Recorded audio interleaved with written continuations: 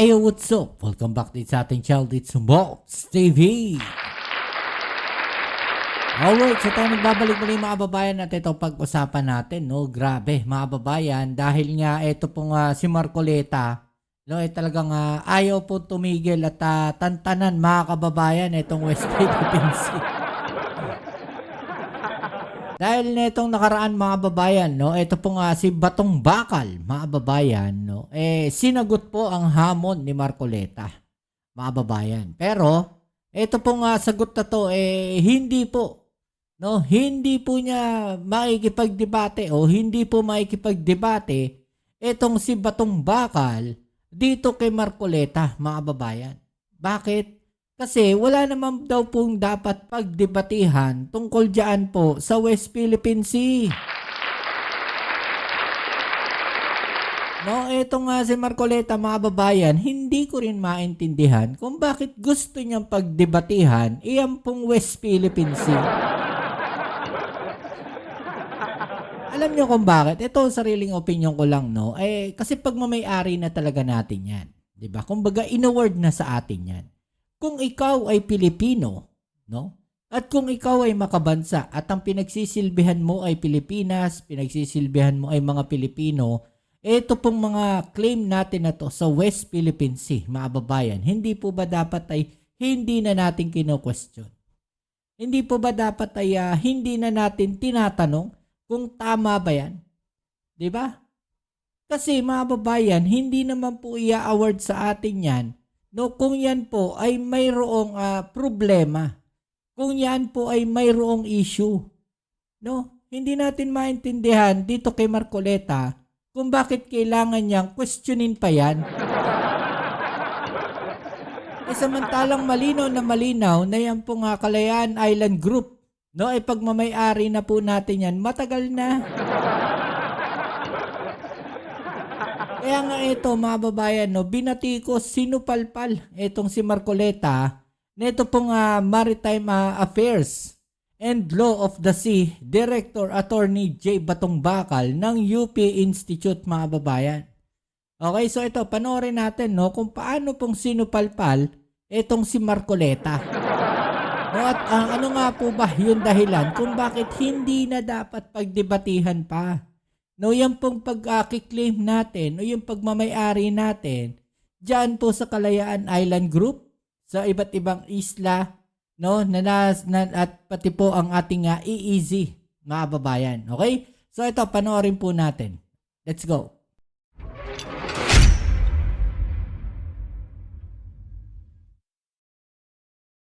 Partner na dyan na si Attorney J. Batong Bakal ang hinahamon Yan, sa isang friendly debate meron bang unfriendly debate?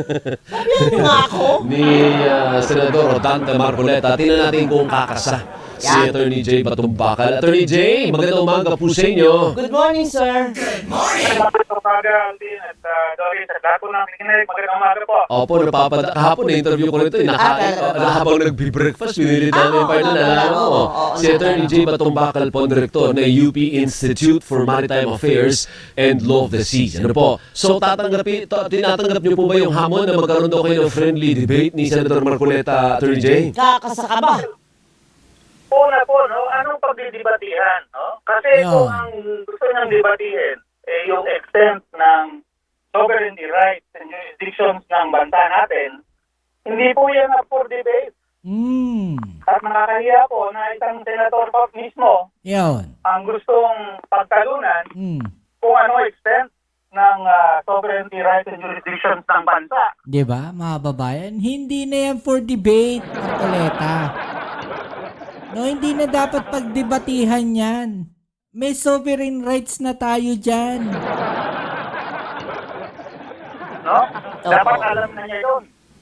At hindi rin po tama na pinagdebatihan yan, lalo na publicly, kahit ba friendly or unfriendly. Dahil ibig sabihin ng debate, dapat kung pinagdidebatihan mo yan, parang ibig sabihin kahit kayo hindi nyo alam. Exactly. Diba? Tayo nagmukhang tanga dyan. Parang ginisa natin yung sarili natin sa sarili nating mantika. Tama ba ako? Diba? Parang tayo mismo, mga babayan. Si Marcoleta mismo, mga babayan. no, hindi siya ano tawag nito, kumbinsido, no, na sa atin talaga yan. Imagine, mga babayan, isang senador, no? Isang senador ng Pilipinas hindi kumbinsido diyan po sa pagmamay-ari o claim natin diyan po, no, sa West Philippine Sea. Anong klaseng senador 'yan? Kung hanggang saan talaga ang sa inyo. So, hindi po tama na pagdidibatihan yan. Tama. Attorney, pakibaba lang ng konti para naman sa mga kaibigan kong mga marites. Pag sinabi mo hindi dapat lang pagdebatihan, ano ang direktamenteng implikasyon o direktamenteng point ninyo? Bakit hindi pinagdedebatihan? Kasi nga po, hindi naman niya sinabi sa akin ang gusto niyang debatiin. Pero so far, di ba, lagi niya kinokontest, no? Pinagdududahan niya. Kunwari yan, West Philippine Sea, o kaya ang Cagayan Island Group, kung sa atin nga to, no? Mga ganon. Yun yung punto ng mga pinagsasabi niya lately, di ba? So, gusto niyang debatiin kung sa atin ang West Philippine Sea, kung meron tayong West Philippine Sea, o kaya kung sa atin ang Cagayan Island Group, kung dapat niyang iba o hindi. Di ba? Hindi tama na pinag-debatihan mo yan, no? Oo. Lalo na senador ka, no? Nagsumumpa ka na depensahan ang konstitusyon at batas ng Pilipinas. At dapat ang interest din ng Pilipinas ang lagi mong pinaglalaban. Kung ipupunta mo for debate yan, ibig sabihin hindi ka naniniwala o may duda ka tungkol doon sa kung anong sinumpaan mo. No? Kaya hindi po tama, hindi dapat yan dinidebate. Pagtatawanan lang tayo ng ibang bansa. Lalo na yung mga nangaagaw ng kung anong sa atin. No? Kasi sabi nila, okay pala, hindi nyo alam kung anong sa inyo. Ibig sabihin yan, alin yan. Sabi nga po niya, di ba naalala ko, guni-guni lang daw po ang West Philippine Sea. Tama po ba yun, Attorney? Opo, yan yung mga rin na nagsasabi yun eh. No? Tapos i-give up na lang. Although sabi na naman niya, pagkatapos hindi daw niya sinabi. Silang dalawa na lang tayo mag-debate. No? Ibig sabihin, mga babayan, magdebate yung dalawang Marcoleta. Kasi nga, sabi niya, i-give up. No, yung Cagayan Island Group, tapos sinasabi niya, hindi daw niya sinabi. Diba? Hindi, pero para ito, malinaw, no? Yung West Philippine Sea is a term created by the Philippines and it is already official kasi may anunsyo na yan from the former President Pinoy. Yung pinupunto niya, Attorney J, is internationally hindi pa recognized sa West Philippine Sea. But it's not as if wala tayong hakbang na ginagawa for it to... Lokohan naman na internationally hindi yan nire-recognize. Diba? Makikita natin sa mga balita, no? Pag kami nangyayari diyan po sa West Philippine Sea, yung pang-water cannon no, ng China doon sa mga Coast Guard, sa mga maliliit nating mangingisda. 'Di ba? Ang ginagamit nilang term is West Philippine Sea. So paano ninyo sasabihin na hindi yan nire-recognize ng international?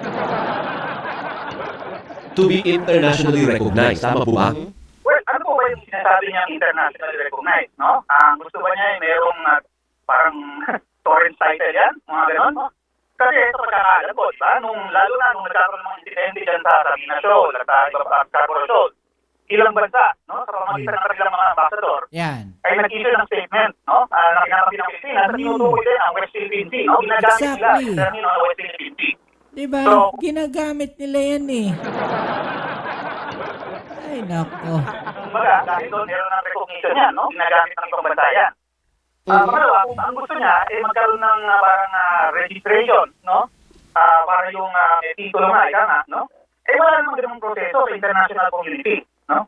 Walang ahensya kung saan kailangan mong i-submit yan, i-file yan, pati ang pangalan na yan, para magkaroon ng tinatawag ng international recognition, para magkaroon ng visa yan, no? Kasi yung pagpapangalan doon sa area na yun, ay exercise ng ating jurisdiction. No? So, binding yan sa atin.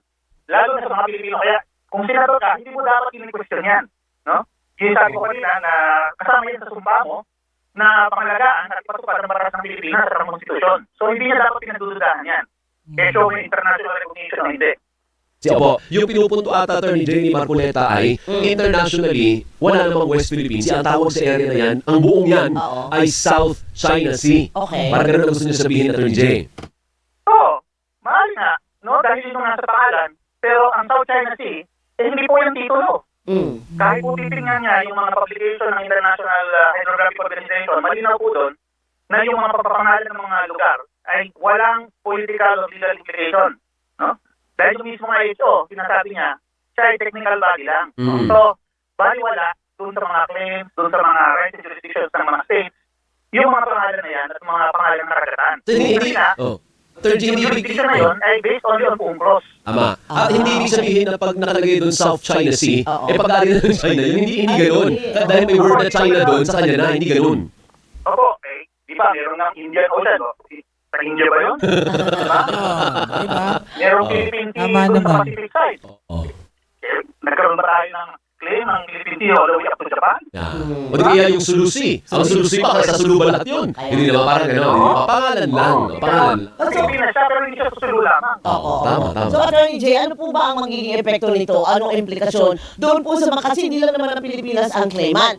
Marami, bukod sa China at Pilipinas, mayroon din mga umaangkin, nagtatanong, o ang tawag po Vietnam, doon. Malaysia, Yan, oo. Brunei. So tayo ba yung posisyon natin, although nanalo na tayo sa arbitral ruling, ay ihina yung ating posisyon? Hindi Oo, po. dahil sa paggulo. Kasi nga yung pagpapangalan, hindi naman yan yung may legal effect eh. No? It's just a way of referring to an area. Ang Vietnam, may tawag dyan sa area ng East Sea. Ang Indonesia, mayroong North na Tuna Sea. Kaya yung mga pangalan na yan, parang tukuyin yung area na sa kanila under UNCLOS. Diba? Parang sa daling sabihin, isa namang exclusive economic zone, continental shelf, and extended continental shelf, extending up to 200 nautical miles. Eh, di West Philippine Sea na lang, sasabihin natin. Diba? Ganun din sa kanila. Parang lang yan para pantukoy. Tama. No? At yun, useful para sa sarili nila. Kaya sa atin din, kaya natin ginawa yung West Philippine Sea na termino, para mas madali din sa atin na makita kung anong tinutukoy natin. Hindi yung buong South China Sea all the way to Vietnam and China. Okay. Ang tinutukoy lang natin ay yung pati na under UNCLOS ay subject to our jurisdiction. Yun ang West Philippine Sea. Tama. Okay, so yun siya mga kababayan. no? So, parang ano lang siya. Binigyan mo lang ng pangalan yung certain area. 'Di ba? Parang isang lugar lang din yan eh. No? So, pumunta ka doon sa isang lugar na yon. No? Anong pangalan ng lugar na yon? Latitude niyan, eto. No, ang ano niyan, ang sukat niyan, ganito. 'Di ba? So at least pag sinabi mo kunyari, Makati, alam mo na yung Makati. 'Di ba? Hindi mo na kailangan sabihin yung mga technical specifications niyan. No, hindi mo na kailangan na sabihin yung ang latitude niyan ito, longitude niyan ito. 'Di ba? Hindi mo na kailangan sabihin ganun eh. With a landmass na ganito. 'Di ba? Area ganito.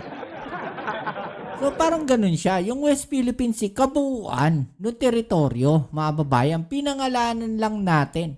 No? O pinangalanan nating West Philippine Sea yan para mas madali, mga babayan, na matukoy kung ano yung West Philippine Sea, kung nasaan yung West Philippine Sea, kung nasaan yung lugar na yan. Diba mga babayan? No, nakikita natin dito na parang etong si Marcoleta, gusto niya lahat technical. Diba? Hindi niya muna kasi ni-research. Bakit nga ba West Philippine Sea ang ipinangalan dyan sa lugar na yan? Ganito pala kasi. No, kapag sinabi natin, no, yung kagaya na sinabi ni Attorney J. Batumbakal, no, pag sinabi mo yung specifications niyan, yung technical specifications niyan, may hirapan yung taong bayan na maintindihan.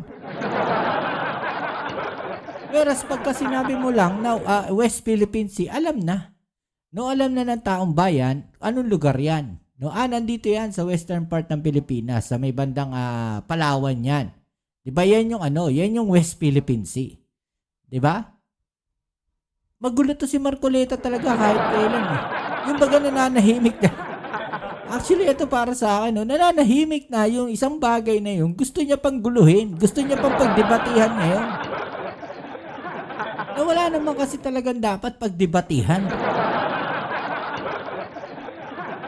Di ba? Ano masasabi niyo dyan, mga babae ako? Ewan ko. No? Parang para sa akin, mga babayan, no? Parang kumukuha lang ng ng attention siguro. Parang naging attention seeker etong si Marcoleta. Ewan ko. Di ba? Ano masasabi niyo dyan, no? I-comment sa ibaba yung mga opinion na natin yung pag-usapan. Right? So yan muli, maraming salamat sa lahat ng mga patuloy na kasuporta dito sa ating channel. Kita-kits tayo sa ating next video. Ito muli ang inyong Kuya Mobs, it's Mobs TV. Peace. I'm out.